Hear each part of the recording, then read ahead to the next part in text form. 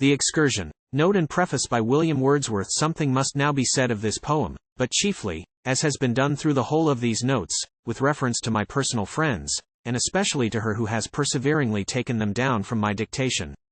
Towards the close of the first book stand the lines that were first written, beginning, 9 tedious years, and ending, last human tenant of these ruined walls. These were composed in 95 at Racedown, and for several passages describing the employment and demeanour of Margaret during her affliction, I was indebted to observations made in Dorsetshire, and afterwards at Alfoxden in Somersetshire, where I resided in 97 and 98. The lines towards the conclusion of the fourth book beginning, for the man, who, in this spirit, to the words, intellectual soul, were in order of time composed the next, either at Racedown or Alfoxden, I do not remember which. The rest of the poem was written in the vale of Grasmere, chiefly during our residence at Allan Bank. The long poem on my own education was, together with many minor poems, composed while we lived at the cottage at Town End. Perhaps my purpose of giving an additional interest to these my poems in the eyes of my nearest and dearest friends may be promoted by saying a few words upon the character of the wanderer, the solitary, and the pastor, and some other of the persons introduced. And first, of the principal one, the wanderer. My lamented friend Southey, for this is written a month after his decease, used to say that had he been born a papist, the course of life which would in all probability have been his was the one for which he was most fitted and most to his mind, that of a Benedictine monk in a convent, furnished, as many once were and some still are, with an inexhaustible library. Books, as appears from many passages in his writings, and as was evident to those who had opportunities of observing his daily life, were in fact his passion, and, wandering, I can with truth affirm, was mine, but this propensity in me was happily counteracted by inability from want of fortune to fulfill my wishes. But, had I been born in a class which would have deprived me of what is called a liberal education, it is not unlikely that, being strong in body, I should have taken to a way of life such as that in which my pedlar passed the greater part of his days. At all events, I am here called upon freely to acknowledge that the character I have represented in his person is chiefly an idea of what I fancied my own character might have become in his circumstances. Nevertheless, much of what he says and does had an external existence that fell under my own youthful and subsequent observation. An individual named Patrick, by birth and education a Scotchman, followed this humble occupation for many years, and afterwards settled in the town of Kendal. He married a kinswoman of my wife's, and her sister Sarah was brought up from her 9th year under this good man's roof. My own imaginations I was happy to find clothed in reality, and fresh ones suggested, by what she reported of this man's tenderness of heart, his strong and pure imagination, and his solid attainments in literature, chiefly religious whether in prose or verse. At Hawkshead also, while I was a schoolboy, there occasionally resided a packman, the name then generally given to persons of this calling, with whom I had frequent conversations upon what had befallen him, and what he had observed, during his wandering life, and, as was natural, we took much to each other, and, upon the subject of pedlarism, in general, as, then, followed, and its favourableness to an intimate knowledge of human concerns, not merely among the humbler classes of society, I need say nothing here in addition to what is to be found in the Excursion, and a note attached to it. Now for the solitary, of him I have much less to say.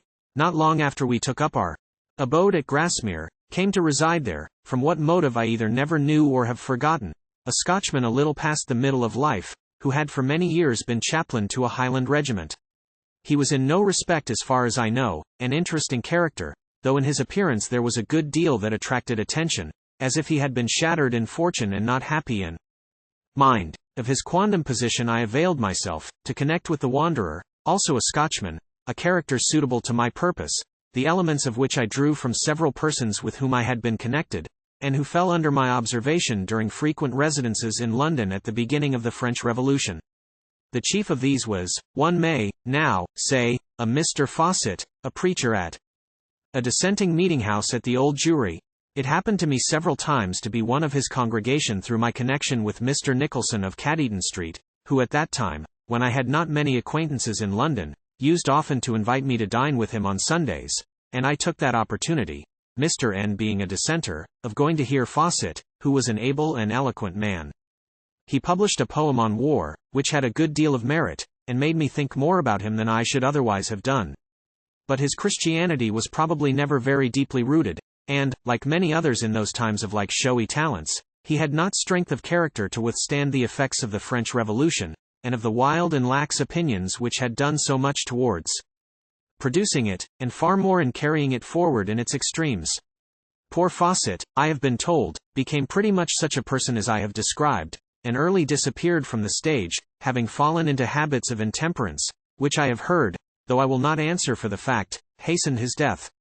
Of him I need say no more. There were many like him at that time, which the world will never be without, but which were more numerous then for reasons too obvious to be dwelt upon. To what is said of the pastor in the poem I have little to add, but what may be deemed superfluous. It has ever appeared to me highly favourable to the beneficial influence of the Church of England upon all gradations and classes of society, that the patronage of its benefices is in numerous instances attached to the estates of noble families of ancient gentry, and accordingly I am gratified by the opportunity afforded me in the Excursion, to portray the character of a country clergyman of more than ordinary talents, born and bred in the upper ranks of society so as to partake of their refinements, and at the same time brought by his pastoral office and his love of rural life into intimate connection with the peasantry of his native district, to illustrate the relation which in my mind this pastor bore to the wanderer, and the resemblance between them, or rather the points of community in their nature. I likened one to an oak and the other to a sycamore, and, having here referred to this comparison, I need only add, I had no one individual in my mind, wishing rather to embody this idea than to break in upon the simplicity of it, by traits of individual character or of any peculiarity of opinion. And now for a few words upon the scene where these interviews and conversations are supposed to occur. The scene of the first book of the poem is, I must own, laid in attractive country not sufficiently near to that which soon comes into view in the second book, to agree with the fact. All that relates to Margaret and the ruined cottage, etc., was taken from observations made in the southwest of England, and certainly it would require more than 7 league boots to stretch in one morning from a common in Somersetshire or Dorsetshire to the heights of Furnished fells and the deep valleys they embosom. For thus dealing with space I need make, I trust, no apology, but my friends may be amused by the truth.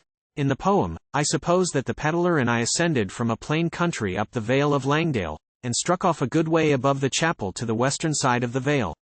We ascended the hill and thence looked down upon the circular recess in which lies Blee Tarn, chosen by the solitary for his retreat. After we quit his cottage, passing over a low ridge we descend into another vale, that of Little Langdale, towards the head of which stands, embowered or partly shaded by yews and other trees, something between a cottage and a mansion or gentleman's house such as they once were in this country. This I convert into the parsonage, and at the same time, and as by the waving of a magic wand, I turn the comparatively confined vale of Langdale, its tarn, and the rude chapel which once adorned the valley, into the stately and comparatively spacious vale of Grasmere, its lake, and its ancient parish church, and upon the side of Lowrig Fell, at the foot of the lake, and looking down upon it and the whole vale and its encompassing mountains, the pastor is supposed by me to stand, when at sunset he addresses his companions in words which I hope my readers will remember, or I should not have taken the trouble of giving so much in detail the materials on which my mind actually worked. Now for a few particulars of fact respecting the persons whose stories are told or characters are described by the different speakers. To Margaret the first have already alluded. I will add here, that the lines beginning, she was a woman of a steady mind, faithfully delineate, as far as they go, the character possessed in common by many women whom it has been my happiness to know in humble life, and that several of the most touching things which she is represented as saying and doing are taken from actual observation of the distresses and trials under which different persons were suffering, some of them strangers to me, and others daily under my notice. I was born too late to have a distinct remembrance of the origin of the American War, but the state in which I represent Robert's mind to be I had frequent opportunities of observing at the commencement of our rupture with France in '93, opportunities of which I availed myself in the story of the female vagrant as told in the poem on Guilt and Sorrow.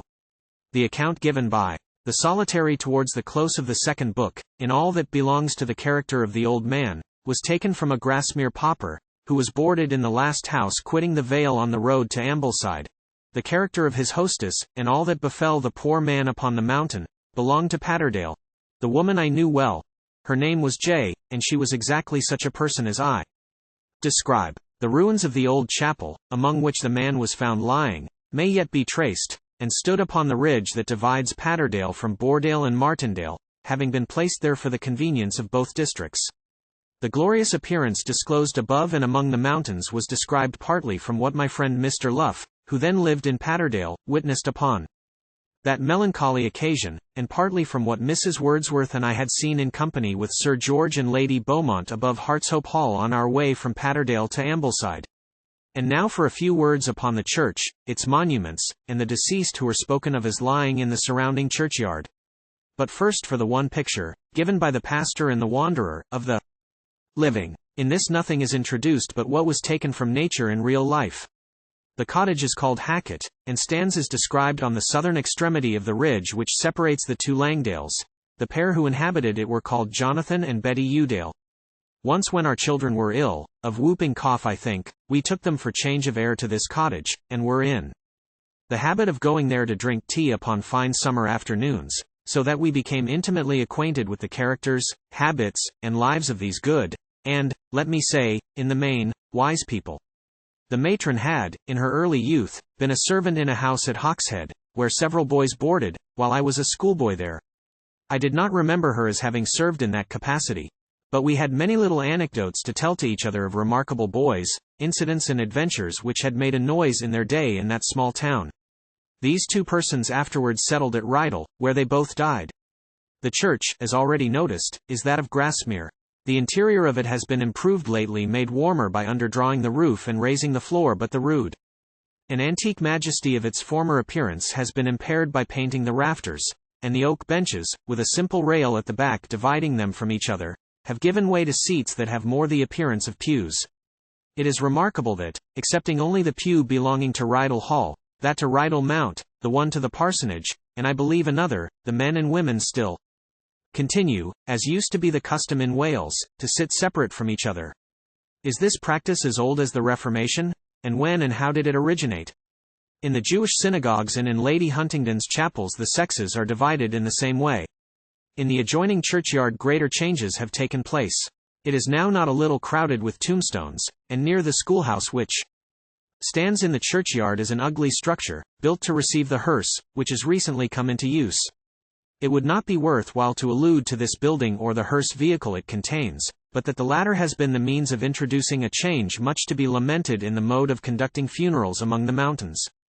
Now, the coffin is lodged in the hearse at the door of the house of the deceased, and the corpse is so conveyed to the churchyard gate. All the solemnity which formerly attended its progress, as described in the poem, is put an end to.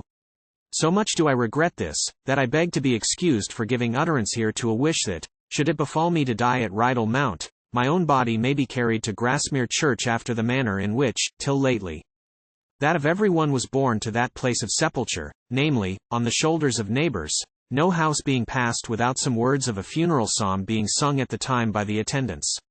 When I put into the mouth of the wanderer, many precious rites and customs of our rural ancestry are gone or stealing from us. This I hope will last forever, and what follows, little did I foresee. That the observance and mode of proceeding, which had often affected me so much, would so soon be superseded. Having said much of the injury done to this churchyard, let me add that one is at liberty to look forward to a time when, by the growth of the yew trees, thriving there, a solemnity will be spread over the place that will in some degree make amends for the old simple character which has already been so much encroached upon, and will be still more every year. I will here set down, more at length, what has been mentioned in a previous note, that my friend Sir George Beaumont, having long ago purchased the beautiful piece of water called Lowrig Tarn, on the banks of which he intended to build, I told him that a person in Kendal who was attached to the place wished to purchase it. Sir George, finding the possession of no use to him, consented to part with it, and placed the purchase money £20 at my disposal for any local use which I thought proper. Accordingly I resolved to plant yew trees in the churchyard, and had 4 pretty strong large oak enclosures made, in each of which was planted, under my own eye, and principally if not entirely by my own hand, 2 young trees, with the intention of leaving the one that throve best to stand. Many years after, Mr. Barber, who will long be remembered in Grasmere, Mr. Greenwood, the chief landed proprietor, and myself, had 4 other enclosures made in the churchyard at our own expense, in each of which was planted a tree taken from its neighbour, and they all stand thriving admirably, the fences having been removed as no longer necessary. May the trees be taken care of hereafter when we are all gone, and some of them will perhaps at some far distant time rival in majesty the yew of Lorton and those which I have described as growing in Borrowdale, where they are still to be seen in grand assemblage. And now for the persons that are selected as lying in the churchyard. But first for the individual, whose grave is prepared to receive him. His story is here truly related. He was a schoolfellow of mine for some years. He came to us when he was at least 17 years of age, very tall, robust, and full grown.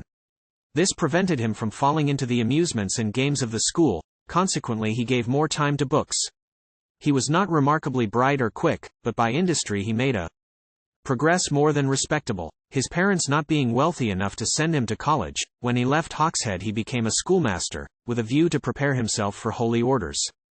About this time he fell in love as related in the poem, and everything followed as there described, except that I do not know when and where he died. The number of youths that came to Hawkshead School, from the families of the humble yeomanry, to be educated to a certain degree of scholarship as a preparation for the church, was considerable, and the fortunes of these persons in after life various of course, and of some not a little remarkable. I have now one of this class in my eye who became an usher in a preparatory school and ended in making a large fortune. His manners when he came to Hawkshead were as uncouth as well could be, but he had good abilities, with skill to turn them to account. And when the master of the school, to which he was usher, died, he stepped into his place and became proprietor of the establishment. He contrived to manage it with such address, and so much to the taste of what is called high society and the fashionable world, that no school of the kind, even till he retired, was in such high request.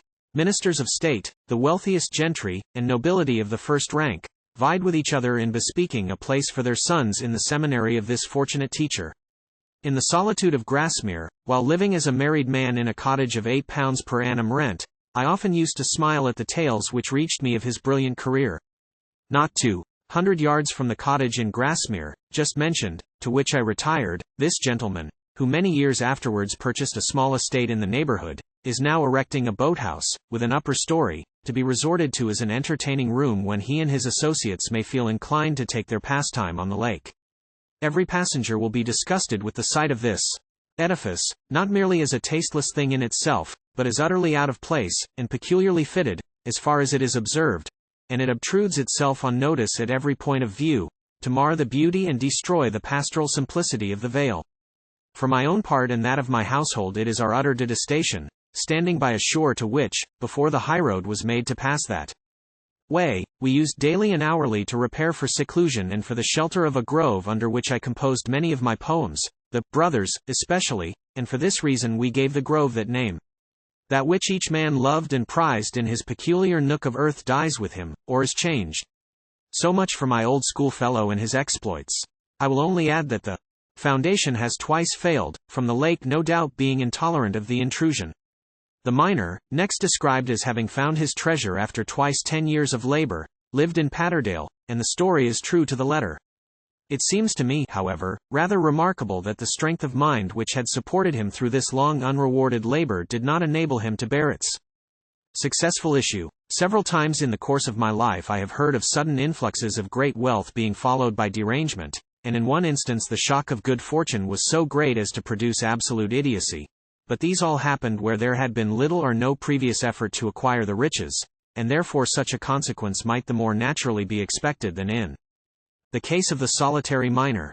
In reviewing his story, one cannot but regret that such perseverance was not sustained by a worthier object. Archimedes leapt out of his bath and ran about the streets proclaiming his discovery in a transport of joy, but we are not told that he lost either his life or his senses in consequence. The next character, to whom the priest is led by contrast with the resoluteness displayed by the foregoing, is taken from a person born and bred in Grasmere, by name Dawson, and whose talents, disposition, and way of life were such as are here delineated. I did not know him, but all was fresh in memory when we settled at Grasmere in the beginning of the century.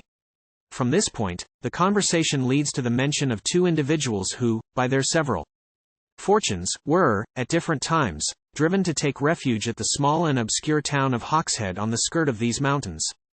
Their stories I had from the dear old dame with whom, as a schoolboy and afterwards, I lodged for nearly the space of 10 years. The elder, the Jacobite, was named Drummond, and was of a high family in Scotland. the Hanoverian Whig bore the name of Vandeput, and might perhaps be a descendant of some Dutchman who had come over in the train of King William. At all events his zeal was such that he ruined himself by a contest for the representation of London or Westminster, undertaken to support his party, and retired to this corner of the world, selected, as it had been by Drummond, for that obscurity which, since visiting the lakes became fashionable, it has no longer retained. So much was this region considered out of the way till a late period, that persons who had fled from justice used often to resort hither for concealment, and some were so bold as to, not unfrequently, make excursions from the place of their retreat, for the purpose of committing fresh offences. Such was particularly the case with two brothers of the name of Weston who took up their abode at Old Brathay, I think about 70 years ago. They were highwaymen, and lived there some time without being discovered, though it was known that they often disappeared in a way and upon errands which could not be accounted for. Their horses were noticed as being of a choice breed, and I have heard from the Relf family, one of whom was a saddler in the town of Kendal, that they were curious in their saddles and housings and accoutrements of their horses. They, as I have heard, and as was universally believed, were in the end both taken and hanged. Tall was her stature, her complexion dark and saturnine. This person lived at Town End, and was almost our next neighbour. I have little to notice concerning her beyond what is said in the poem. She was a most striking instance how far a woman may surpass in talent, in knowledge, and culture of mind, those with and among whom she lives, and yet fall below them in Christian virtues of the heart and spirit. It seemed almost, and I say it with grief, that in proportion as she excelled in the one, she failed in the other. How frequently has one to observe in both sexes the same thing, and how mortifying is the reflection, as, on a sunny bank, a tender lamb lurks in safe shelter from the winds of March. The story that follows was told to Mrs. Wordsworth and my sister by the sister of this unhappy young woman, and every particular was exactly as I have related. The party was not known to me, though she lived at Hawkshead, but it was after I left school. The clergyman, who administered comfort to her in her distress, I knew well. Her sister who told the story was the wife of a leading yeoman in the vale of Grasmere, and they were an affectionate pair and greatly respected by every one who knew them. Neither lived to be old, and their estate, which was perhaps the most considerable then in the vale, and was endeared to them by many remembrances of a salutary character not easily understood, or sympathized with, by those who are born to great affluence, passed to their eldest son, according to the practice of these vales, who died soon after he came into possession. He was an amiable and promising youth, but was succeeded by an only brother, a good-natured man, who fell into habits of drinking, by which he gradually reduced his property, and the other day the last acre of it was sold, and his wife and children and he himself, still surviving, have very little left to live upon, which it would not perhaps have been worth while to record here, but that, through all trials, this woman has proved a model of patience, meekness, affectionate forbearance, and forgiveness. Their eldest son, who, through the vices of his father, has thus been robbed of an ancient family inheritance, was never heard to murmur or complain against the cause of their distress, and is now, 1843, deservedly the chief prop of his mother's hopes.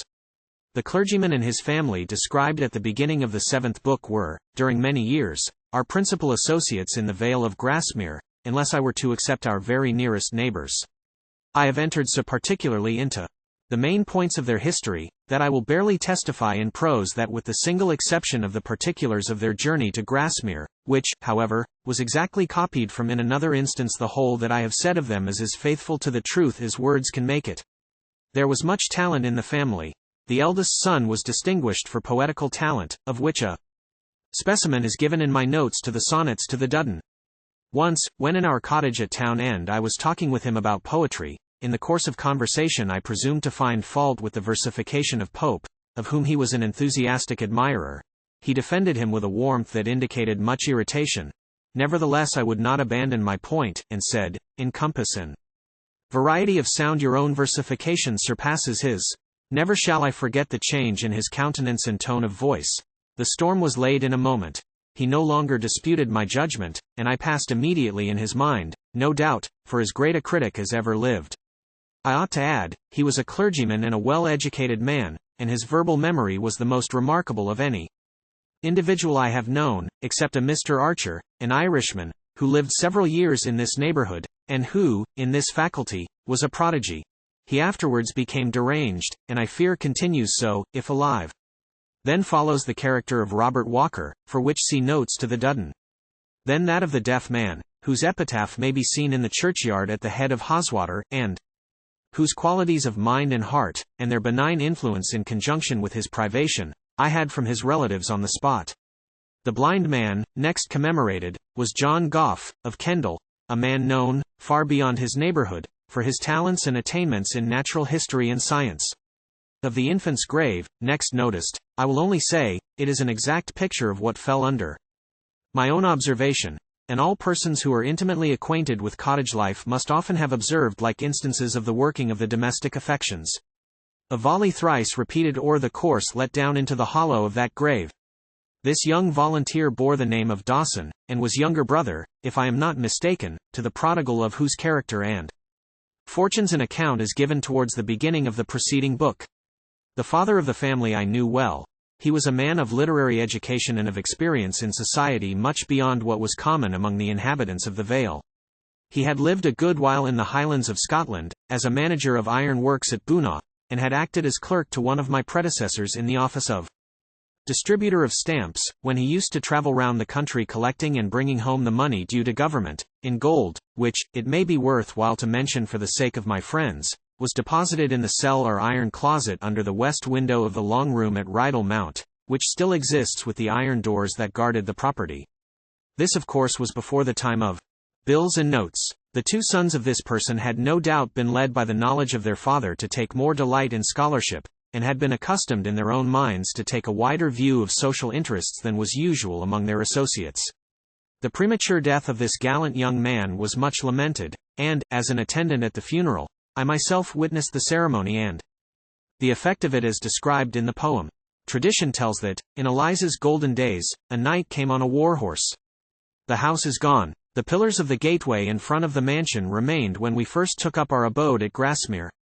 2 or 3 cottages still remain, which are called knot houses from the name of the gentleman. I have called him a knight, concerning whom these traditions survive.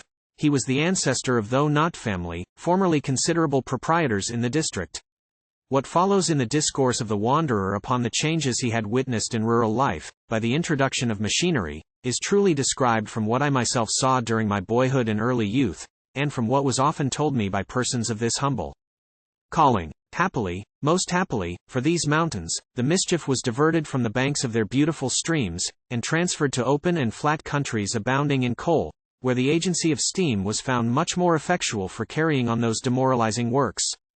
Had it not been for this invention, long before the present time every torrent and river in this district would have had its factory, large and populous in proportion to the power of the water that could there have been commanded.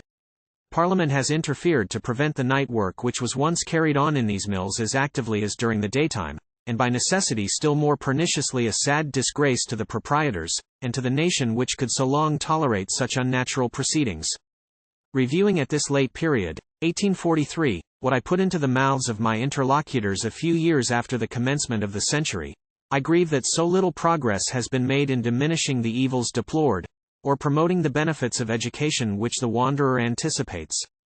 The results of Lord Ashley's labours to defer the time when children might legally be allowed to work in factories, and his endeavours to limit still farther the hours of permitted labour, have fallen far short of his own humane wishes, and those of every benevolent and right-minded man who has carefully attended to this subject.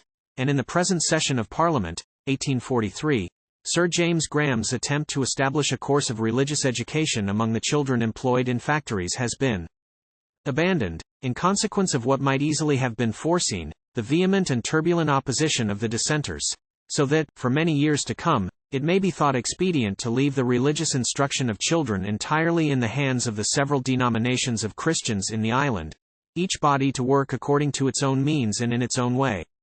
Such is my own confidence, a confidence I share with many others of my most valued friends, in the superior advantages, both religious and social, which attend a course of instruction presided over and guided by the clergy of the Church of England, that I have no doubt that, if but once its members, lay and clerical, were duly sensible of those benefits, their church would daily gain ground, and rapidly, upon every shape and fashion of dissent, and in that case, a great majority in Parliament being sensible of these benefits, the ministers of the country might be emboldened, were it necessary, to apply funds of the state to the support of education on church principles. Before I conclude, I cannot forbear noticing the strenuous efforts made at this time in Parliament, by so many persons, to extend manufacturing and commercial industry at the expense of agricultural, though we have recently had abundant proofs that the apprehensions expressed by the wanderer were not groundless. I spake of mischief by the wise diffused with gladness, thinking that the more it spreads the healthier, the securer, we become delusion which a moment may destroy. The Chartists are well aware of this possibility, and cling to it with an ardor and perseverance which nothing but wiser and more brotherly dealing towards the many, on the part of the wealthy few, can moderate or remove. While, from the grassy mountain's open side, we gazed, in silence hushed. The point here fixed upon in my imagination is halfway up the northern side of Lowrig Fell, from which the pastor and his companions were supposed to look upwards to the sky and mountain tops, and round the vale, with the lake lying immediately beneath them. But turned not without welcome promise made, that he would share the pleasures and pursuits of yet another summer's day, consumed in wandering with us. When I reported this promise of the solitary, and long after, it was my wish, and I might say intention, that we should resume our wanderings, and pass the borders into his native country, where, as I hoped, he might witness, in the society of the wanderer, some religious ceremony, a sacrament, say, in the open fields, or a preaching among the mountains, which, by recalling to his mind the days of his early childhood, when he had been present on such occasions in company with his parents and nearest kindred, might have dissolved his heart into tenderness, and so have done more towards restoring the Christian faith in which he had been educated, and, with that, contentedness and even cheerfulness of mind, than all that the wanderer and pastor, by their several effusions and addresses, had been able to effect. An issue like this was in my intentions. But, alas! Mid the wreck of as and was, things incomplete and purposes betrayed make sadder transits or thought's optic glass than noblest objects utterly decayed. Blank, to the right Hun. William, Earl of Lonsdale, K.G. etc. etc. Oft, through thy fair domains, illustrious peer. In youth I roamed, on youthful pleasures bent, and mused in rocky cell or sylvan tent, beside swift-flowing Lothar's current clear. Now, by thy care befriended, I appear before thee, Lonsdale, and this work present, a token, may it prove a monument of high respect and gratitude sincere. Gladly would I have waited till my task had reached its close, but life is insecure, and hope full oft fallacious as a dream. Therefore, for what is here produced, I ask thy favor, trusting that thou wilt not deem the offering, though imperfect, premature. William Wordsworth. Rydal Mount, Westmoreland, July 29, 1814. Preface to the edition of 1814. The title page announces that this is only a portion of a poem, and the reader must be here apprised that it belongs to the second part of a long and laborious work, which is to consist of 3 parts. The author will candidly acknowledge that, if the first of these had been completed, and in such a manner as to satisfy his own mind, he should have preferred the natural order of publication, and have given that to the world first. But, as the second division of the work was designed to refer more to passing events, and to an existing state of things, than the others were meant to do, more continuous exertion was naturally bestowed upon it, and greater progress made here than in the rest of the poem.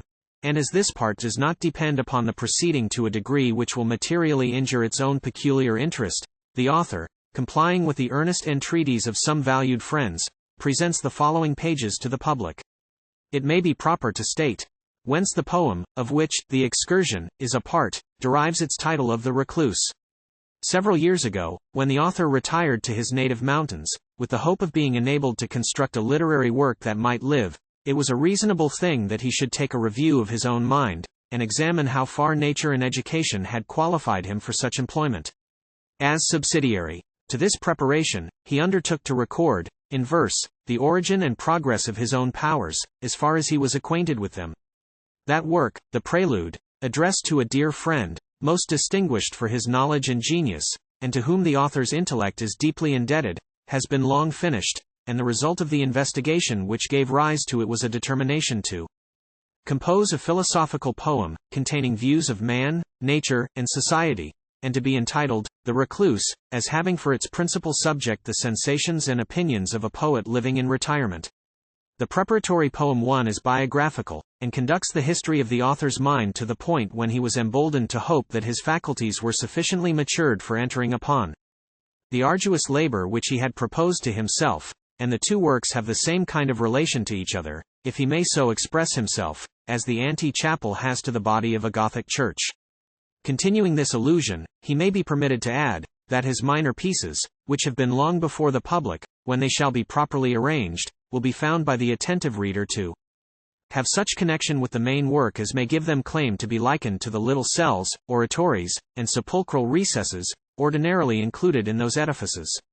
The author would not have deemed himself justified in saying, upon this occasion, so much of performances either unfinished or unpublished, if he had not thought that the labor bestowed by him upon what he has heretofore and now laid before the public entitled him to candid attention for such a statement as he thinks necessary to throw light upon his endeavors to please and, he would hope, to benefit his countrymen. Nothing further need be added, than that the first and third parts of The Recluse will consist chiefly of meditations in the author's own person, and that in the intermediate part, The Excursion, the intervention of characters speaking is employed, and something of a dramatic form adopted. It is not the author's intention formally to announce a system. It was more animating to him to proceed in a different course, and if he shall succeed in conveying to the mind clear thoughts, lively images, and strong feelings, the reader will have no difficulty in extracting the system for himself. And in the meantime the following passage, taken from the conclusion of the first book of The Recluse, may be acceptable as a kind of prospectus of the design and scope of the whole poem.